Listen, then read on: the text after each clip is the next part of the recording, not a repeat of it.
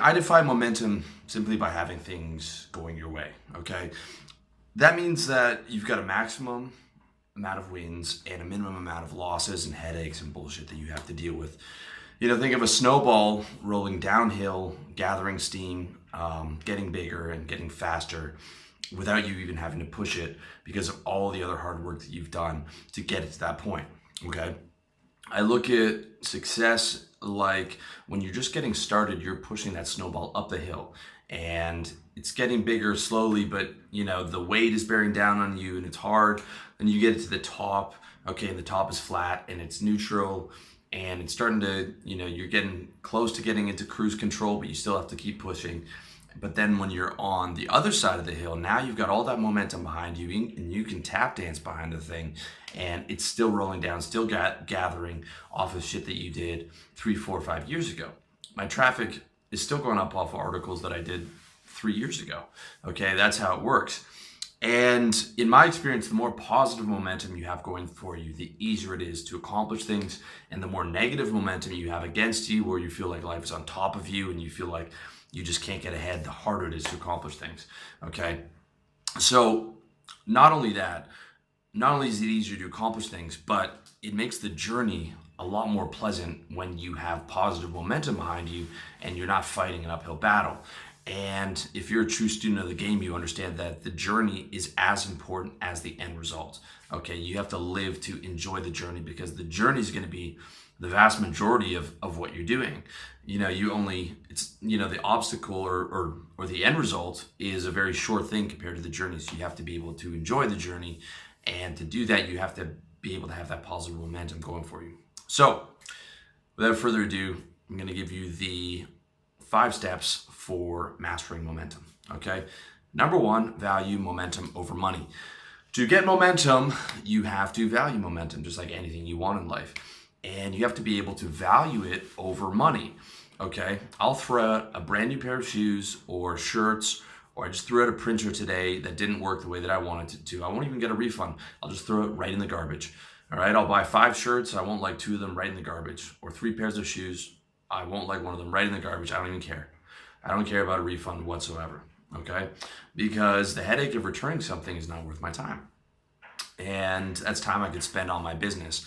If I have a technical issue or something that I can't solve quickly, I'll pay for it. If I find a new app that automates my workload or automates a major problem, I'll pay for it. I'm paying like 10 different companies a month for shit for my business, probably $300 a month or something like that to just get all my stuff handled easily for me.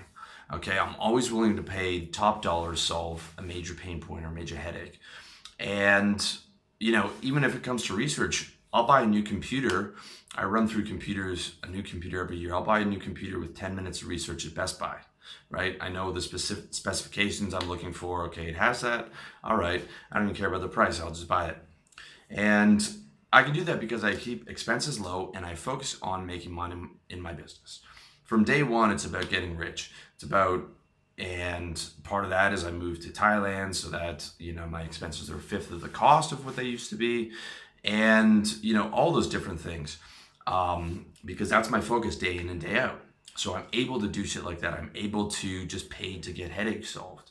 And if the headache interferes with my business and getting money, I'll do it happily. Okay. Now compare that to my oldest friend who spends 3 days agonizing over $100 buying decision because his parents grew up teaching him the value of the dollar, which is important, but he values the dollar well spent over his time and money. So he'll spend, 7 hours over a period of 3 days agonizing over, which model to buy for something that's $100. Whereas I'll buy that in 10 minutes because I don't care. Okay. And that drives him insane to see me just buy stuff on a whim or to see me throw something out that's brand new. He'll be like, oh, the value. How can you just, because his mindset is frugal, whereas my mindset is making a lot of money, using the bulk of my day to make more money, to build assets that are going to last 10, 15, 20 years. And I value the momentum of keeping everything moving forward more than I do the money over some, trivial thing. Okay. It also makes the process a lot more pleasant.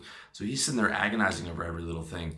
And I'm not at all. I'm just like, okay, what do I have to do to get this done today? And if it costs me money, I'll do it. Okay, because I'd rather fucking slit my wrist with a rusty knife than spend 3 days on technical issues like I used to do when I was starting out. Okay. Number 2, cultivate momentum on a daily basis. You have to make it a priority to get momentum rolling on a daily basis. All right. It's 1 o'clock. It's my second video of the day. Your day is won or lost by 10 a.m. By 10 a.m., your day is won or lost. Okay. If you spend your mornings jacking off or surfing the internet, it's over. It's over by 10 o'clock.